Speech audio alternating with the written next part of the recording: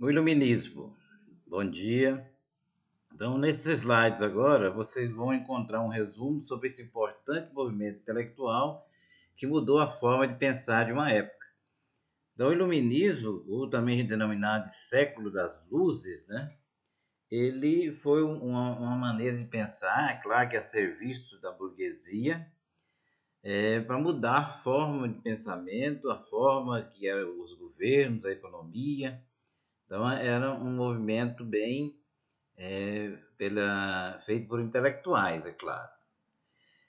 Qual que é a definição de iluminismo? Movimento filosófico, intelectual e científico que contrariou as bases do antigo regime. Qual que é o antigo regime? Aquele onde o rei mandava de forma absoluta, junto com a igreja e a nobreza. Ou seja, só eles tinham privilégios nesse período. Quando foi? No século XVIII. Na Inglaterra, o início foi no século XVII, né, com o liberalismo econômico, e a França foi o auge no século XVIII, que vai culminar aí com a Revolução Francesa.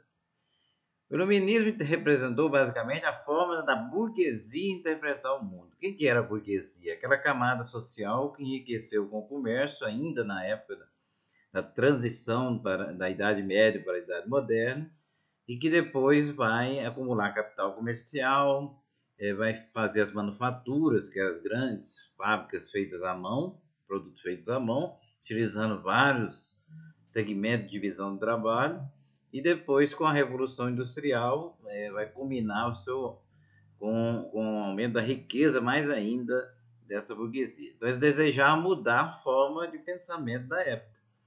Quais são as características básicas do iluminismo? Racionalismo, uso do raciocínio, uso da razão, em vez da fé. Cientificismo, ou seja, em vez de pensar que é o achismo, usar a ciência para explicar, né, e resolver os problemas da humanidade. Anti-absolutismo, ou seja, a fim de implantar um regime democrático, onde o povo escolheria os seus governantes, né? É claro que o povo hoje não sabe votar, imagina naquela época, mas seria uma forma mais liberal de poder. Anticlericanismo no sentido de anti-interferência da igreja nas funções do Estado. Então, é a ideia dele, o Estado deveria estar separado da igreja nesse período. E defesa das liberdades individuais, ou seja, a pessoa tem direito de ir e vir, comercializar com quem ele quiser, né? Seria expressão, poder falar o que quer sem ser censurado ou preso, né? Ou morto, como todo regime ditatorial é. As ditaduras têm características de cerceamento da liberdade individual, de censura à imprensa, né? Os principais meios de dominação que a ditadura tem. Principais representantes do iluminismo: John Locke, que era inglês, que é precursor do iluminismo, considerado o pai do iluminismo. Direitos naturais e inalienáveis dos homens: vida, liberdade e propriedade. Veja dentro dos princípios burgueses: direito à vida, direito à liberdade e à propriedade. Os governos existem para preservar esses direitos, segundo John Locke. Então, daí vem o liberalismo político, que defendeu a monarquia parlamentar, ou seja, a monarquia onde o rei reina, mas não governa, como é na Inglaterra desde 1688 até hoje. Foi implantada a monarquia parlamentar, que é constitucional. Quem governa é o primeiro-ministro. O rei só reina, representa o Estado, e quem governa é o primeiro-ministro através do parlamento. O conhecimento para John Locke era experiência e razão. Tudo que você tiver de experiência na sua vida é que significaria o conhecimento através do uso do raciocínio. Já Adam Smith era inglês, também, né? É considerado o pai da economia. O pensamento dele foi voltado na questão da economia, não intervenção do Estado na economia, ou seja, o governo deixar a economia por si só. É chamado laissez-faire, laissez-passer. Em francês significa deixe fazer, deixe passar.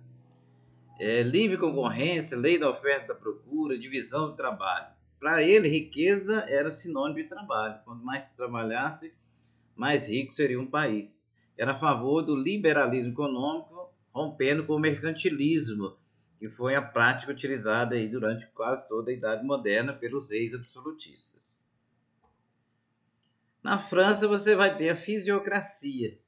A fisiocracia é a versão francesa do liberalismo econômico, não intervenção do Estado na economia. Para eles, na França, segundo François Quesnay, que é o principal autor, a riqueza estava na agricultura, ou seja, não no comércio. Quanto mais se produzisse na agricultura, mais rico seria o país. Os principais teóricos eram François Quesnay, Gournot, Mirabel, Dupont e Turgot. O lema era laissez-faire, laissez-passer, le monde va de lui-même, ou seja, deixar fazer, deixar passar, que o mundo anda por si mesmo, todo mundo livre. Seria a pregação deles. Vamos ver agora na França.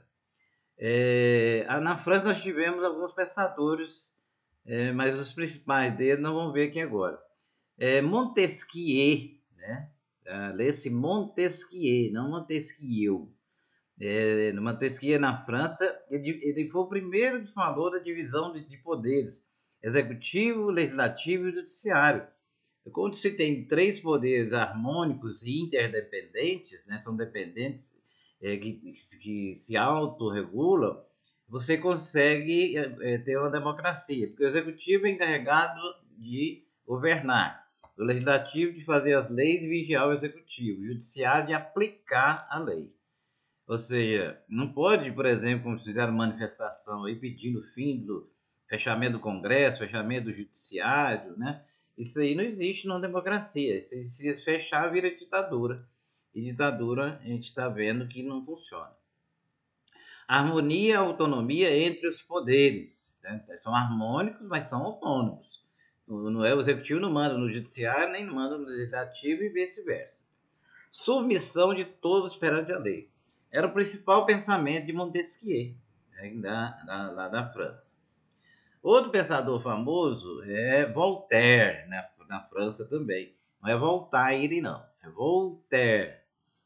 Voltaire era francês, como o nome diz, né? E ele faz uma crítica à igreja ferrenha. Né? A igreja, para ele, interferia em tudo que tinha, então ela precisava ser colocada no devido lugar. E era contra a intolerância, né? As pessoas precisam tolerar, então, a questão racial, o modo que as pessoas vivem, suas opções, tudo isso ele criticava. Para ele, todo mundo era igual perante a lei. A igualdade jurídica. Não existe um nobre melhor do que o pobre, nem um rico maior que o pobre, um de cor negra inferior ao branco. Para ele, todos deveriam ter igualdade jurídica. Liberdade de expressão, a imprensa livre, né? Seria um dos pilares de Voltaire, né? De poder expressar o que se diz. E a monarquia ilustrada, seria a monarquia que tivesse a liberdade, né? E colocar uma Constituição para que todos possam ser inferiores à Constituição, né? Outro pensador famoso, Jean-Jacques Rousseau, né, na França também. Rousseau, né? Rousseau, não. Rousseau foi o mais importante e o mais influente pensador francês na época do Iluminismo. Ele dizia que o povo tinha soberania, o poder emana do povo e seu nome deve ser exercido. Ele dizia que o povo escolheria, através de um contrato social, o seu governante para governar por ele, para ele, através dele. Ou seja, a ideia da democracia, governo do povo, pelo povo e para o povo. A teoria do bom selvagem, que dizia que poder é igual ao povo, democracia, né? Teoria do bom selvagem, ele dizia que todo homem nasce mal, nasce selvagem. É preciso ter alguém que, através de um contrato social, que possa estabelecer os limites para cada um, senão os outros vão matar, vão roubar, vão tomar a propriedade do outro. Então, Jean Rousseau trabalha bem essa ideia, né, da teoria do bom selvagem. Pensadores famosos também foi Diderot e D'Alembert, que eles eram chamados enciclopedistas. Eles pegavam os escritos, as falas que os iluministas tinham e colocou numa revista, né? Essa revista circulava na França no século XVIII. O que é o despotismo esclarecido? Déspota é o ditador, alguém que manda de forma absoluta. Esclarecido significa que ele abriu a mente um pouco. São reis absolutistas que, influenciados pelas ideias iluministas, promovem reformas em seus países, porém sem abdicar do seu poder, do seu imenso poder. Para isso ele falava assim: eu vou ceder alguma coisa que esses iluministas estão falando, para eu não perder meu poder. Eu vou agradar uns aqui, agradar outros, para poder continuar mantendo o poder absoluto na mão. Tentativa de evitar rebeliões internas. Você tem como exemplo José II na Áustria, que colocou o fim da servidão, liberdade de empresa relativa, né? Catarina II na Rússia, criou o ensino leigo, separando da Igreja Católica, a universidade também. Frederico II da Prússia, a Prússia é a atual Alemanha, é um dos reinos germânicos, né? Chamado rei filósofo, eliminou as torturas de seu país e criou o ensino obrigatório. José I, né, que foi orientado pelo ministro Pombal, Marquês de Pombal, em Portugal, combate a influência inglesa, incrementa a produção industrial, combate a influência política da igreja, né, expulsando até os jesuítas do Brasil e de todas as colônias portuguesas. Então, acabando com a influência da igreja. Incrementou a produção de manufaturas naquela época também.